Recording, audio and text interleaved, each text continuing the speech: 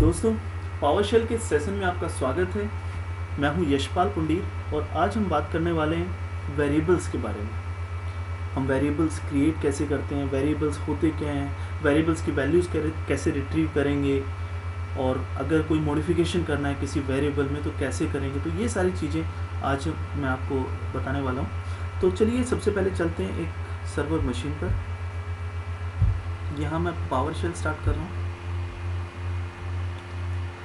देखिए, पावरशेल बिल्कुल एक कैलकुलेटर की तरह से काम करता है। अगर मैं यहाँ पे लिख रहा हूँ 4 + 6 और एंटर प्रेस कर रहा हूँ तो ये इसका टोटल करके दिखाएगा। इवन अगर कुछ कॉम्प्लिकेटेड कैलकुलेशंस भी आप करते हैं तो ये उन सब का कैलकुलेट करके जो भी रिजल्ट होगा वो आपको शो करेगा। लेकिन ये सारी वैल्यूज़, ये सब रिजल्ट कहीं पर स्टोर नहीं हो रहे हैं। अगर हम इन रिजल्ट्स को फ्यूचर में यूज़ करना चाह रहे हैं या कहीं किसी स्क्रिप्ट में यूज़ करना चाह रहे हैं तो जाहिर है इन वैल्यूज़ को हमें कहीं पे स्टोर करना पड़ेगा। और आप लोग जानते हैं इन वैल्यूज़ को स्टोर करने के लिए हमें चाहिए वेरिएबल। देखिए, वेरिएबल है क्या? जब भी हम किसी वैल्यू को स्टोर करना चाह रहे हैं तो ये वैल्यू टेम्पररी स्टोर होती है मेमोरी में। तो वेरिएबल मेमोरी की उस लोकेशन का एड्रेस है। तो हम लोग, बिकॉज एड्रेस को यूज़ करना थोड़ा सा कॉम्प्लिकेटेड होता है, वो हेक्साडेसिमल फॉर्म में होता है, हम लोग डायरेक्टली यूज़ नहीं कर पाते। तो प्रोग्रामिंग लैंग्वेजेस हमें क्या एक ऑप्शन देती हैं जिसमें हम उस हेक्साडेसिमल एड्रेस लोकेशन के इक्विवेलेंट एक नाम यूज़ कर लेते हैं। तो वेरिएबल कुछ और नहीं है बल्कि एक मेमोरी लोकेशन का नाम है जहाँ पर हम कुछ वैल्यू स्टोर कर सकते हैं और उसे रिट्रीव कर सकते हैं। तो कोई भी वेरिएबल अगर आपको क्रिएट करना है तो कैसे क्रिएट करेंगे? बहुत आसान है। आपको $साइन लिखना है और वेरिएबल का नाम लिखना है। जैसे मैं x लिख रहा हूँ और जो भी वैल्यू आप स्टोर करना चाह रहे हैं, लाइक मैं यहाँ 10 लिख रहा हूँ, एंटर प्रेस कर रहा हूँ तो एक वेरिएबल क्रिएट कर रहा है x के नाम से और जिसमें 10 वैल्यू स्टोर हो रही है।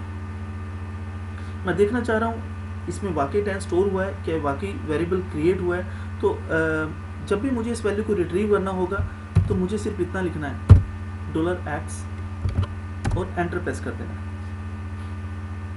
ठीक है, तो इस तरह से आप देख रहे हैं ये वैल्यू को मैं यूज़ कर सकता हूँ, किसी फर्दर कैलकुलेशन में यूज़ कर सकता हूँ या किसी स्क्रिप्ट में यूज़ कर सकता हूँ। तो इस तरह से हम वेरिएबल को क्रिएट करते हैं।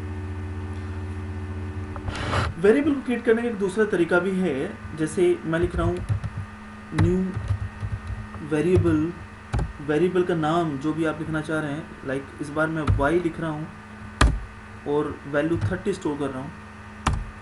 तो इस तरह भी मैं किसी वेरिएबल को क्रिएट कर सकता हूँ, लेकिन इसे जब रिट्रीव करना होगा इस वैल्यू को तो बिल्कुल उसी तरह से करूँगा जैसे कि इससे पहले मैंने किया था। ठीक है, अगर कोई वैल्यू आपको रिमूव करना है, कोई वेरिएबल रिमूव करना है तो वो वेरिएबल कैसे रिमूव करेंगे? उसके लिए कमांड है रिमूव वेरिएबल और वेरिएबल का नाम आप दीजिए। जैसे मैं रिमूव करना चाह रहा हूँ y को, याद रहे यहाँ पे मैं $नहीं लिख रहा हूँ, मैं सिर्फ y लिख रहा हूँ। ठीक है, बिकॉज $, लिखा जाता है इसकी वैल्यू को रिट्रीव करने के लिए। तो मैं सिर्फ y लिख रहा हूँ, एंटर प्रेस कर रहा हूँ तो ये वेरिएबल रिमूव हो गया। अभी अगर मैं दोबारा से y की वैल्यू प्रिंट करूँगा तो ये कुछ भी प्रिंट नहीं करेगा। ठीक है, तो इस तरह से हम कोई भी वेरिएबल क्रिएट कर सकते हैं। अभी मैंने न्यूमेरिक वैल्यू क्रिएट करना बताया आपको। अगर न्यूमेरिक वेरिएबल के बजाय आप कोई और वेरिएबल क्रिएट करना चाह रहे हैं, जैसे मैं इस बार z वेरिएबल क्रिएट कर रहा हूँ और इसमें जो वैल्यू स्टोर कर रहा हूँ वो स्ट्रिंग टाइप की कर रहा हूँ। मैं चाहूँ तो कोई डेसिमल वैल्यू भी स्टोर कर सकता हूँ इस तरह से। और अगर कोई स्ट्रिंग यानी कोई अल्फ़ाबेटिकल वर्ड मुझे स्टोर करना है तो वो भी मैं कर सकता हूँ। ठीक है, तो इसने z के नाम से एक वेरिएबल क्रिएट किया जिसमें वैल्यू न्यू दिल्ली। अगर आप कोई कांस्टेंट वेरिएबल बनाना चाह रहे हैं, देखिए कई बार हमें कांस्टेंट वेरिएबल बनाना पड़ता है। जैसे फॉर एग्जांपल मैं पाई नाम से एक वेरिएबल क्रिएट करना चाह रहा हूँ और ये पाई वेरिएबल को मैं कई सारी कैलकुलेशंस में यूज़ करूँगा। तो पाई एक, आप सब लोग जानते हैं कि पाई की वैल्यू 3.14 होती है और ये कांस्टेंट होती है। ठीक है, तो मैं पाई के नाम से एक कांस्टेंट वेरिएबल क्रिएट करना चाह रहा हूँ जिसकी वैल्यू 3.14 ही रखूँगा और मुझे इस वैल्यू को चेंज करने की ज़रूरत नहीं है। तो कैसे बनाते हैं कांस्टेंट वेरिएबल? आप लिखेंगे न्यू वेरिएबल का नाम आप लिखिए पाई, और क्या वैल्यू आप स्टोर करना चाह रहे हैं उसमें 3.14, और उसे आपको कांस्टेंट बनाना है तो ऑप्शन आप कीवर्ड यूज़ करिए उसके लिए, और लिखिए रीड ओनली। ठीक है, एंटर करिए। तो इस तरह से एक पाई वेरिएबल इसने क्रिएट किया जो कि रीड ओनली होगा। एक बार प्रिंट करा के देखते हैं इसकी वैल्यू को। ठीक है, देखिए ये तो वेरिएबल्स हमने क्रिएट किए हैं, लेकिन कुछ प्री डिफाइंड वेरिएबल्स भी रहते हैं जो पहले से बने हुए रहते हैं। तो मैं देखना चाह रहा हूँ कुल कितने वेरिएबल्स यहाँ पे क्रिएटेड हैं। तो उसके लिए कमांड है dir वेरिएबल कॉलम, एंटर। तो ये सारे वेरिएबल के डिस्प्ले करेगा जो मैंने बनाए हैं। ये आप देख रहे हैं x और z मैंने क्रिएट किया है, y भी बनाया था लेकिन वो मैंने रिमूव कर दिया। और इसके अलावा कुछ और भी वेरिएबल्स हैं, जैसे pwd, ये प्रेजेंट वर्किंग डायरेक्टरी जो होती है। तो इस तरह से कुछ और बने हुए वेरिएबल्स हैं, तो सबका लिस्ट यहाँ पे शो करेगा।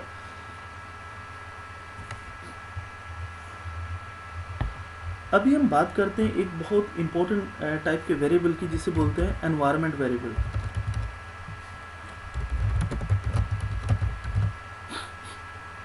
ये एनवायरनमेंट वेरिएबल्स क्या हैं? देखिए अभी तक जितने वेरिएबल्स मैंने बताए, ये सारे वेरिएबल्स प्रोसेस डिपेंडेंट होते हैं। यानी अभी जैसे आप देख रहे हैं पाई, एक्स, जेड, ये सारे वेरिएबल्स प्रोसेस डिपेंडेंट हैं। अगर मैं इस पर्टिकुलर प्रोसेस को जिसमें क्रिएट किए हैं, यानी पावर शेल को अगर मैं टर्मिनेट कर देता हूँ, रिस्टार्ट करता हूँ, तो फिर से वेरिएबल मुझे डिस्प्ले नहीं होंगे।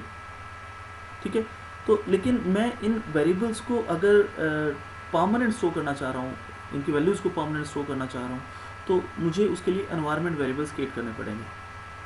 एनवायरनमेंट वेरिएबल सिर्फ परमानेंट स्टोर करने के लिए ही यूज़ नहीं होते, बल्कि क्या है कि अगर आपको ऑपरेटिंग सिस्टम के अंदर कुछ वैल्यूज़ स्टोर करनी है, वहाँ से कुछ वैल्यू रिट्रीव करनी है, तो उसके लिए भी आप एनवायरनमेंट वेरिएबल्स को यूज़ कर सकते हैं। जैसे यूज़र नेम, तो पाथ आपको सेट करना है, तो पाथ एनवायरनमेंट वेरिएबल्स है। तो इस तरह से कुछ एनवायरनमेंट वेरिएबल्स पहले से डिफाइंड रहते हैं और कुछ हम लोग क्रिएट कर सकते हैं। तो सबसे पहले मैं देखना चाहता हूँ कि ये जो एक्स जेड वेरिएबल मैंने क्रिएट किए हैं, क्या ये वाकई पावर शेल के बंद होने के बाद क्लियर हो जाएंगे। तो मैं पावर शेल को बंद कर रहा हूँ, पावर शेल रिस्टार्ट कर रहा हूँ।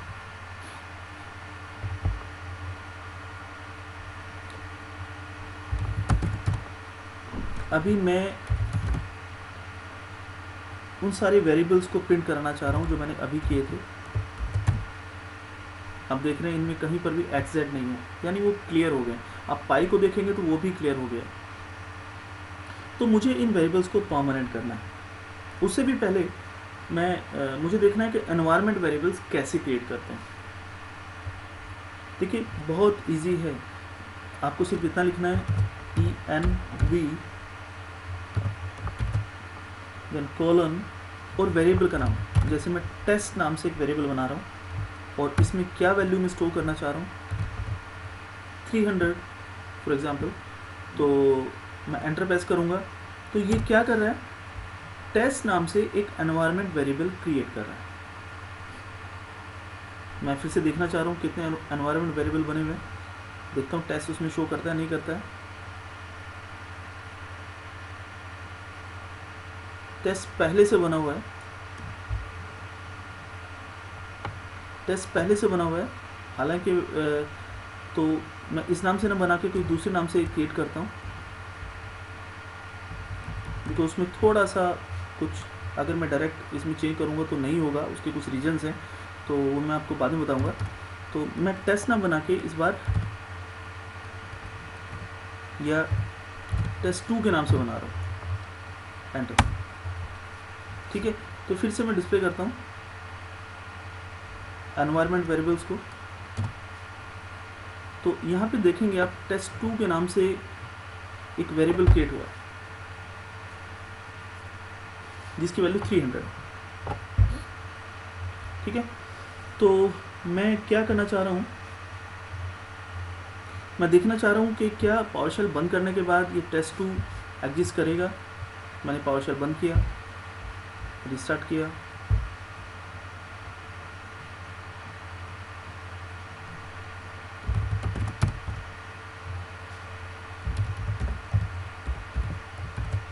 और मैं डायरेक्टली देख रहा हूँ एनवायरनमेंट वेरिएबल्स की। तो यहाँ आप देख रहे हैं test2 के नाम से कोई वेरिएबल नहीं है। अभी मैंने तो आपको बताया था कि एनवायरनमेंट वेरिएबल जब क्रिएट करते हैं तो वो परमानेंट रहते हैं। तो फिर ऐसा क्यों? देखिए, जब भी हम एनवायरनमेंट वेरिएबल क्रिएट करते हैं तो उसके 3 लेवल्स होते हैं। कौन कौन से लेवल्स हैं? एक तो प्रोसेस लेवल एनवायरनमेंट वेरिएबल, एक यूज़र लेवल एनवायरनमेंट वेरिएबल और एक मशीन लेवल एनवायरनमेंट वेरिएबल, ठीक है। क्या डिफरेंस है इनमें? प्रोसेस लेवल वो एनवायरनमेंट वेरिएबल्स होते हैं जो कि प्रोसेस डिपेंडेंट होते हैं और प्रोसेस को क्लोज करते ही वो एग्जिस्ट नहीं करेंगे, क्लियर हो जाएंगे। यूज़र लेवल एनवायरनमेंट वेरिएबल्स वो वेरिएबल्स हैं जो तब तक एग्जिस्ट करेंगे जब तक कि करंट यूज़र लॉगिन रहेगा। और machine level environment variable machine dependent होते हैं, यानी उस मशीन पे आप जब तक काम करेंगे वो एग्जिस्ट करेंगे। तो चलिए देखते हैं इन तीनों टाइप के वेरिएबल्स को कैसे क्रिएट करते हैं, कैसे आप प्रोसेस, यूज़र या machine level environment variable create करेंगे। तो अभी जो मैंने आपको प्रोसेस बताया एनवायरनमेंट वेरिएबल क्रिएट करने का, जैसे मैंने आपको बताया था env और test2 इक्वल्स टू कोई वैल्यू आप स्टोर करना चाह रहे हैं लाइक 24। तो ये जो एनवायरनमेंट वेरिएबल क्रिएट कर रहा है ये है प्रोसेस लेवल एनवायरनमेंट वेरिएबल, जो कि प्रोसेस के साथ ही क्लोज हो जाएगा, ठीक है। अगर मैं इस test2 को प्रोसेस लेवल ना बना के इसे मैं यूज़र लेवल बनाना चाह रहा हूँ, तो कैसे हम बनाएंगे? आप लिखेंगे एनवायरनमेंट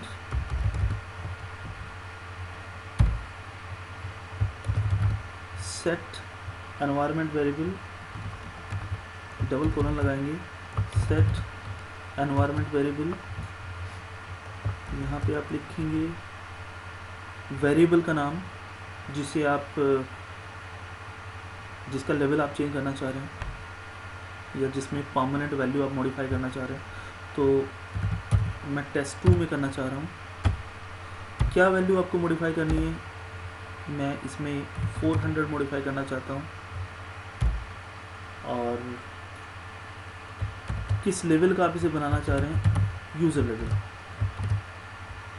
ठीक है। तो अगर user level environment variable create करना है आपको यूज़र लिखेंगे, अगर आप machine level environment variable create करना है तो सिर्फ डिफरेंस इतना है कि यहाँ यूज़र के बजाय आप मशीन लिख दीजिए। और अगर जो पुराना मेथड जो मैंने पहले आपको बताया था उससे आप वेरिएबल बनाते हैं तो वो आपका प्रोसेस लेवल एनवायरनमेंट वेरिएबल बनेगा। मैं एंटर प्रेस कर रहा हूँ। अभी मैं एक बार डिस्प्ले करना चाह रहा हूँ एनवायरनमेंट वेरिएबल्स। यहाँ एक चीज़ आप देखेंगे test2 की वैल्यू जो है 24 है। अभी मैंने क्या डाला था 400, ये वैल्यूज़ इम्प्लीमेंट नहीं हुआ इस पर, ठीक है। तो ये क्यों नहीं हुआ कि जितने भी हम वेरिएबल्स में एनवायरनमेंट वेरिएबल्स में मॉडिफिकेशंस करते हैं, परमानेंट मॉडिफिकेशन करते हैं, तो ये मॉडिफिकेशन जब तक कि आप प्रोसेस को रिस्टार्ट नहीं करेंगे तब तक नहीं इम्प्लीमेंट होंगे। तो मैं क्या करता हूँ, एक बार पावरशेल को बंद करता हूँ और पावरशेल रिस्टार्ट करता हूँ।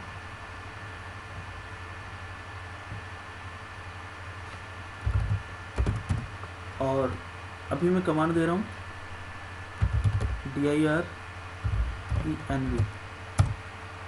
तो देखते हैं क्या test2 में मॉडिफिकेशन हुआ है। जी हाँ, तो test2 की वैल्यू अब ये परमानेंट मॉडिफाई हो गई है और जिसका लेवल यूज़र लेवल है, यानी इस पर्टिकुलर यूज़र पे ये इम्प्लीमेंट होगा। तो इसी तरह से आप machine level environment variable create करेंगे अगर आपको कोई भी वेरिएबल क्लियर करना है, डिलीट करना है, अभी जैसे हमने पहले एक वेरिएबल डिलीट किया था जो नॉर्मल वेरिएबल था, लेकिन अगर आप एनवायरनमेंट वेरिएबल को रिमूव करना चाह रहे हैं तो आप लिखेंगे रिमूव आइटम और वेरिएबल का नाम। उससे पहले मैं आपको बताऊं कि किसी वेरिएबल की वैल्यू आप कैसे प्रिंट करते हैं एनवायरनमेंट वेरिएबल की, ये शायद मैंने आपको नहीं बताया। तो जैसे डॉलर और वेरिएबल का नाम लिख के आप नॉर्मल वेरिएबल की वैल्यू प्रिंट करा लेते हैं, उसी तरह से डॉलर ENV और वेरिएबल का नाम आप लिख के, जैसे कौन सा वेरिएबल है, test2, तो ये लिख के आप एनवायरनमेंट वेरिएबल की वैल्यू प्रिंट करा सकते हैं। ठीक है, तो अभी देखते हैं कि रिमूव कैसे करते हैं एनवायरनमेंट वेरिएबल को। तो उसके लिए रिमूव आइटम और उस वेरिएबल का नाम जिसे आप रिमूव करना चाह रहे हैं, तो वो है आपका ENV और वेरिएबल का नाम test2। ठीक है, ये रिमूव हो गया। इसी तरह से मैं टेस्ट भी रिमूव कर देता हूँ और टेस्ट वेरिएबल भी रिमूव कर देता हूँ। लिस्ट एक बार देखते हैं कि रिमूव हुआ है। जी हाँ, ये सारे वेरिएबल्स रिमूव हो गए। तो ये थे एनवायरनमेंट वेरिएबल को हैंडल करना। अभी हम बात करते हैं वेरिएबल के टाइप्स के बारे में। हालांकि कुछ टाइप आप पहले देख चुके हैं कि आप इंटीजर टाइप की वैल्यू स्टोर कर सकते हैं। आप फिर भी मैं कुछ कॉमन टाइप्स आपको बता देता हूँ, जैसे बाइट,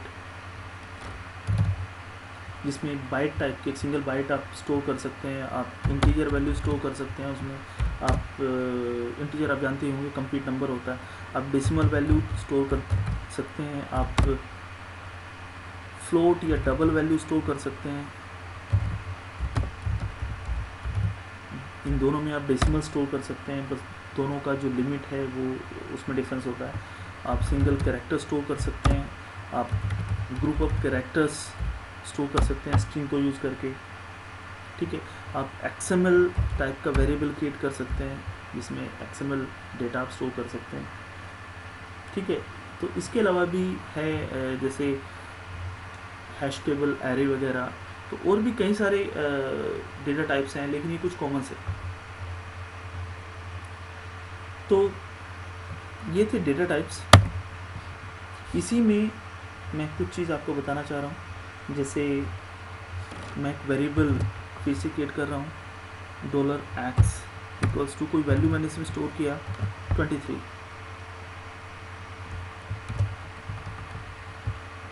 मैंने 23 को डबल कोट्स में रखा, तो ये 23 स्ट्रिंग फॉर्म में, कैरेक्टर के फॉर्म में ये स्टोर होगा। देखिए एक बार दोनों करके देख लेते हैं। पहले मैं बिना कैरेक्टर के से सिर्फ 23 मैंने लिखा, एंटर प्रेस किया, तो मैं देखना चाह रहा हूँ x का टाइप क्या हुआ 23 स्टोर करने के बाद। कैसे देखेंगे? वेरिएबल नेम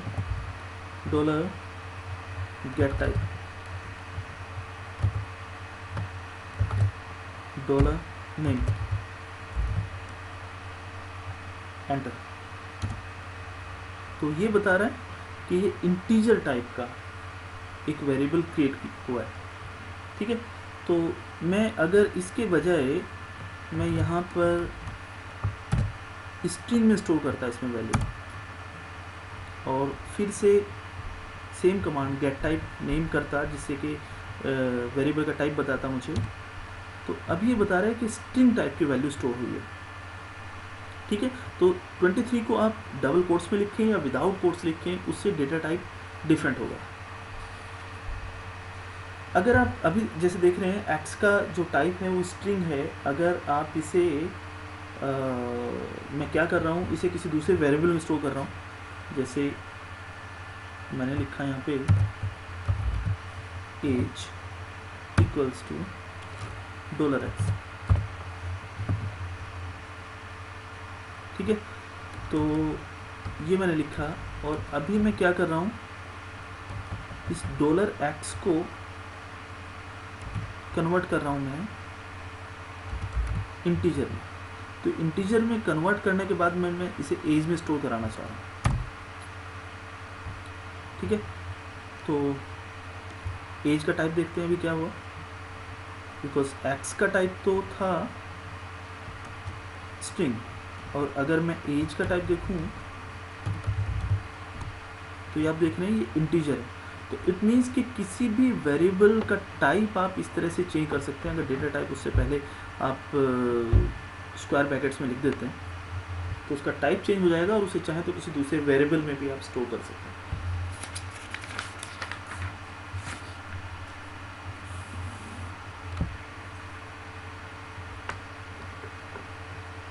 अभी एक XML के बारे में मैं कुछ बताना चाह रहा हूँ, बिकॉज मैंने बताया था आपको XML भी एक डेटा टाइप है। ये बहुत इंटरेस्टिंग है, और IT में जो सर्वर एडमिनिस्ट्रेशन में काफ़ी यूज़ होने वाला है। तो ये क्या है,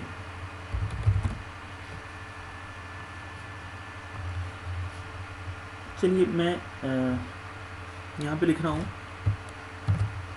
सेम वेरिएबल मैं x यूज़ कर रहा हूँ, इक्वल्स टू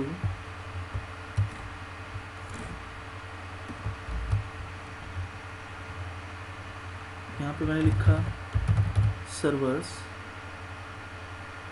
और मैं HTML के फॉर्म में कुछ डेटा लिख रहा हूँ। सर्वर नेम इसका सपोज PC1 है, और IP एड्रेस इसका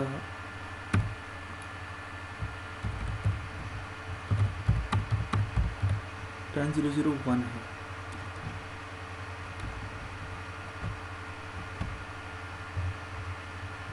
ठीक है, ये पूरा स्ट्रिंग फॉर्म में है, थोड़ा सा मैंने गलत कर दिया यहाँ पे।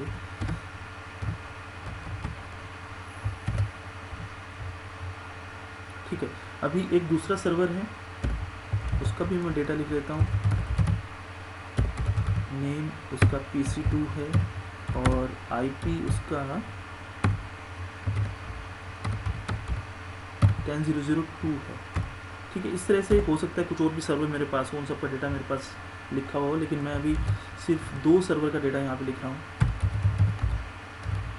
और सर्वर्स टैब को मैंने क्लोज किया। ओके, ये मैं डबल क्लोज कर रहा हूँ। ठीक है, तो इसने एक वेरिएबल यहाँ सिंपली और कुछ नहीं हुआ, एक स्ट्रिंग टाइप का वेरिएबल एक्स इसने क्रिएट किया, जिसमें कुछ स्ट्रिंग मैंने लिख दिए, कुछ टेक्स्ट मैंने लिख दिया। तो मैं क्या चाह रहा हूँ, मैं इसकी वैल्यू स्टोर करना चाह रहा हूँ लिस्ट एक दूसरे वेरिएबल में। एक दूसरा वेरिएबल मैंने क्रिएट किया और इसकी वैल्यू में स्टोर करना चाह रहा हूँ, लेकिन उसे मैं कन्वर्ट करना चाह रहा हूँ XML में। तो XML में कन्वर्ट करने के बाद ये लिस्ट में वैल्यू को स्टोर करेगा।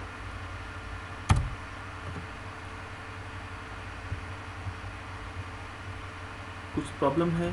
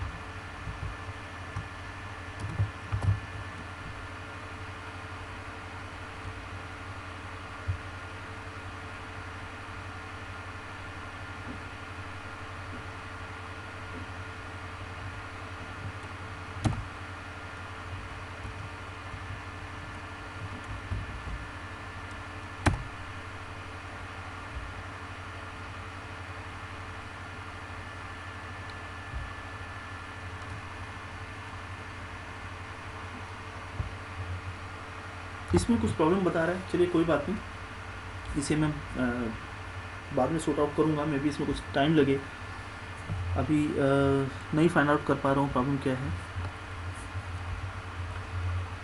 तो चलिए इस चीज़ को छोड़ के नेक्स्ट हम बढ़ते हैं वेरिएबल्स बिहाइंड द सीन पर। ये क्या मतलब है वेरिएबल्स बिहाइंड द सीन? जैसे आप एक वेरिएबल क्रिएट कर रहे हैं, फॉर एग्जांपल मैंने एक टेस्ट वेरिएबल क्रिएट किया, उसमें एक वैल्यू मैंने स्टोर किया हेलो। ये बिल्कुल सिंपल मेथड है, जैसे वेरिएबल क्रिएट करते हैं, एंटर, ठीक है।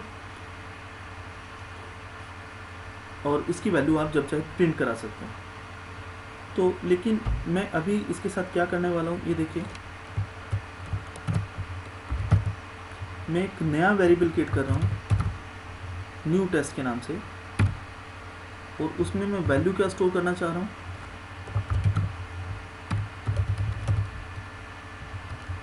गेट वेरिएबल टेस्ट, यानी टेस्ट की वैल्यू को गेट करके मैं उसे स्टोर करना चाह रहा हूँ न्यू टेस्ट में। एंटर प्रेस कर रहा हूँ। ये बिल्कुल उसी तरह से है जैसे new test equal to test आप लिख देते हैं, जिससे टेस्ट की वैल्यू न्यू टेस्ट में आ जाती है। लेकिन इसमें थोड़ा डिफरेंस है। ये डिफरेंस क्या है कि यहाँ पर आप देखिए, जो टेस्ट वेरिएबल मैंने बनाया ये नॉर्मल टेस्ट वेरिएबल है, जबकि ये जो न्यू टेस्ट वेरिएबल मैंने बनाया ये नॉर्मल टेस्ट वेरिएबल नहीं है, बल्कि ये ऑब्जेक्ट टाइप का वेरिएबल है। अगर आप उप्स के बारे में कुछ जानते हैं, ऑब्जेक्ट ओरिएंटेड प्रोग्रामिंग के बारे में जानते हैं, तो ये बिल्कुल उसी तरह का उप्स टाइप का एक ऑब्जेक्ट क्रिएट हुआ है। और इस ऑब्जेक्ट को हम जैसे उप्स में ऑब्जेक्ट यूज़ करते हैं उसी तरह से यूज़ करेंगे। कैसे? सबसे पहले तो मैं आपको बताने जा रहा हूँ कि मुझे इसकी वैल्यू प्रिंट करानी है। न्यू टेस्ट में कर रहा हूँ, तो इसने वैल्यू को प्रिंट किया, लेकिन यहाँ आप देख रहे हैं कि टेबुलर फॉर्म में इसने वैल्यू को प्रिंट किया। नेम ये है और इसकी वैल्यू ये है, ठीक है। जबकि अगर मैं टेस्ट को प्रिंट कराता हूँ तो ये नॉर्मल वैल्यू प्रिंट करता है। तो यहाँ पर आप देख रहे हैं, इट मीन्स के इन दोनों में डिफरेंस है। ये ऑब्जेक्ट है और ये आपका वेरिएबल है। लेकिन इसके भी अलावा क्या होता है कि किसी भी वेरिएबल में या ऑब्जेक्ट में कुछ और इन्फॉर्मेशन भी होती है जो हमें दिखाई नहीं देती। अभी मैं सिर्फ वैल्यू को देख पा रहा हूँ, तो मैं क्या कर रहा हूँ, मैं इसमें एक पाइप साइन के साथ में एक कमांड लिख रहा हूँ, फॉर्मेट लिस्ट। यहाँ देखेंगे इस वेरिएबल के लिए ये सिर्फ वेरिएबल का नाम और वैल्यू शो नहीं कर रहा है, बल्कि इसमें और भी कई सारी चीज़ें हैं जो शो कर रहा है।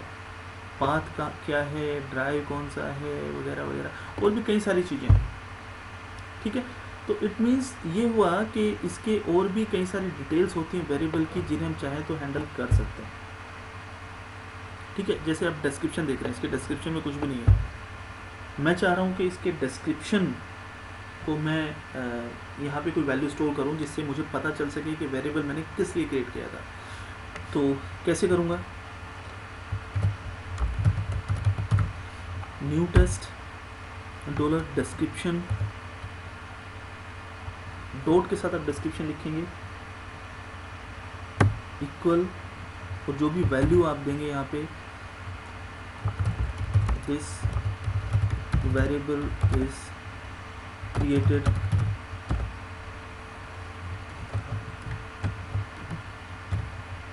Just for testing purpose. Okay, तो इस तरह से आप डिस्क्रिप्शन इसका दे सकते हैं। अभी अगर दोबारा से इसे डिस्प्ले करेंगे तो आप देखेंगे इसका डिस्क्रिप्शन में ये वैल्यू स्टोर हो गया, ठीक है। अगर आप तो एक तो मेथड मैंने आपको बताया कि हम इस तरह से मॉडिफाई कर सकते हैं किसी भी एट्रीब्यूट को इस तरह से। लेकिन एक दूसरा तरीका भी है मॉडिफाई करने का, वो क्या है? वो है सेट वेरिएबल मेथड। कैसे?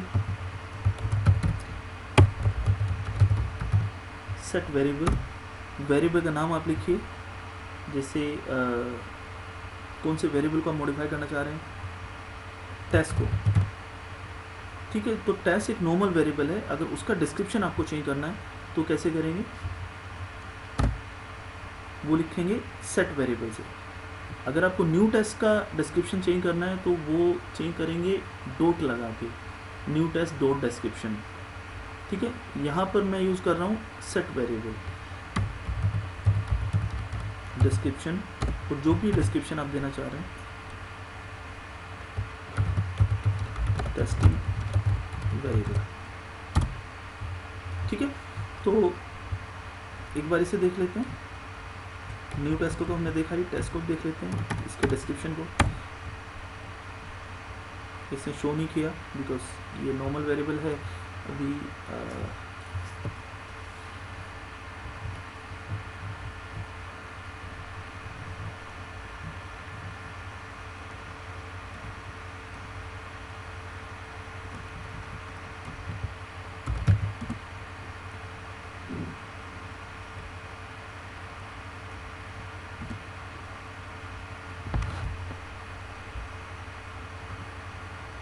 ठीक है, तो इट मीन्स कि ये नॉर्मल वेरिएबल में वर्क नहीं करेगा, ये भी आपका जो ऑब्जेक्ट वेरिएबल है उसी को मॉडिफाई करने का एक तरीका। So that's all. I hope कि सेशन आपको इंटरेस्टिंग लगा होगा। Thank you.